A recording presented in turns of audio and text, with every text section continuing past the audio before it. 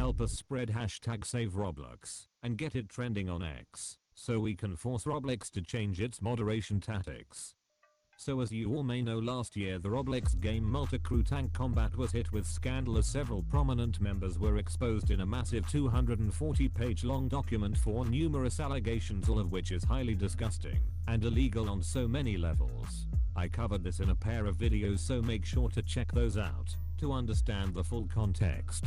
To summarize the situation, the game's creator, Mocmish, had numerous allegations of sending alot to minors, which is illegal because alot is CP. In addition, he made multiple statements calling for the national age of reproduction to be 12, indicating he supports the R-wording of minors at that age, which is also very disgusting to say, especially around minors. While there are many other names listed in the original document, this video will focus entirely on what Mock has been doing ever since the initial scandal. So make sure to watch until the end, as this gets ugly real fast. So for starters, when the September scandal began, Mock initially resigned and transferred power to another MTC high-ranking member named Mocmish. However, at the time a lot of people thought this account was in fact Mock's alt. However, this was debunked as it turned out Mock and Mako are in different time zones.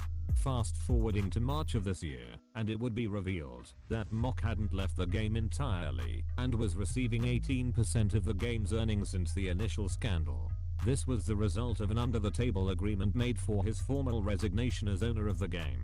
Luckily, they had paid out the developers and contract work the day before Mock gained access, and once discovering the truth, the current owner began his own investigation by first speaking to Mock, who attempted to deflect from all the questioning, as the Predator's biggest fear was people discovering the truth, which was kept private up until now. But Mock's demands are that he gets complete ownership of Grand Hawk Studios and its games, a financial cut, the unjustified banning of some members, and total ownership of Discord servers. Unfortunately, Mock already was breaking everything that was built. To start, he began ripping off the game's earnings and using it for personal luxuries that he cannot afford, including a sports car. Then he ranked one of his friends named John, who also went by the name of Yielding, to do some dirty work on Mock's behalf.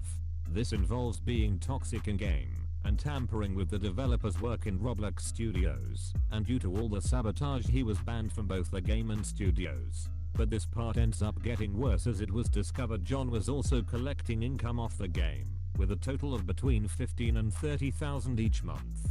But then it gets more worse, as screenshots of a conversation between John and another person who we will call Orange was sent to the game owner's private messages, which shows that John admitting that Mock planned to meet with him in real life, which is very alarming, because John was around 14 to 15 years old at the time, while Mock was 19, which would be a 4-year age and maturity gap. In addition, screenshots also came out of Mock sending 5 videos to John as well, which would further prove Mock's predatory instincts. But it gets even more worse, as Mock can be seen taking advantage of John and getting a hold of his personal information to dox him in case he goes out of line, which isn't surprising given all the other allegations that he was exposed for last year.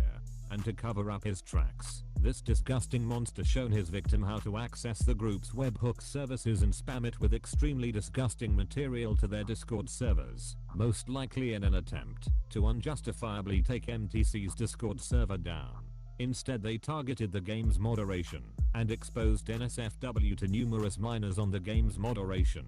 Mock is completely aware that some of this information is floating around, thanks to John's efforts to protect and inform him, attempting to cross state lines to meet up with a minor possibly for bad intent, sending NSFW to minors, and even exposing more minors to illegal material through the webhooks is more than a viable case to get this monster taken down. In fact, all of this is happening while he is married. Yeah, you heard me right. His own husband talked him out of meeting up with John. In fact, this gets even more worse, as it was revealed Mock was expelled from university for 3D printing weapon parts and threatening to shoot up his own college, and then moved to a new location and is now residing with his husband, going over US federal laws that Mock has broken.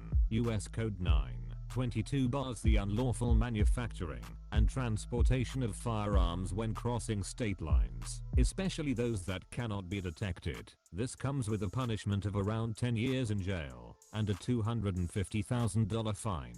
The next law would be Code 371, which criminalizes agreements between 2 or more people to commit any federal offense or defraud the United States. This one would come with a 5-year prison sentence. In addition, codes 842 and 844 ban the usage of explosive or destructive devices, with its punishment being a combined maximum of 30 years and a $250,000 fine.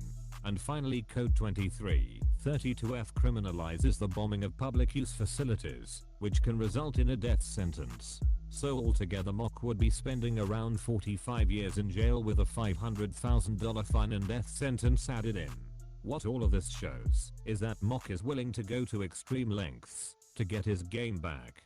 He will still most likely defend and clamber for himself as the typical child predator, and doesn't care about the minors he harmed or the livelihood he taken from the very game he created. Mock's only out for power and money through hostile intents, and will continue to do so unless he is given his game back.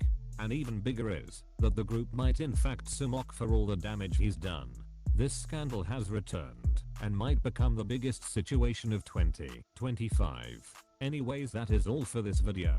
Please spread this video around so more people are made aware of this situation, and make your own videos going over this situation as well. Make sure to like and subscribe if you are new, and make sure to follow my Twitch, Twitter, and Blue Sky accounts. The links will be in the description. To wrap things up, this video is not intended for hate, harassment or cyberbullying towards the people mentioned in this video, but instead it's to act as an educational and informative video going over the situation at hand. Goodbye.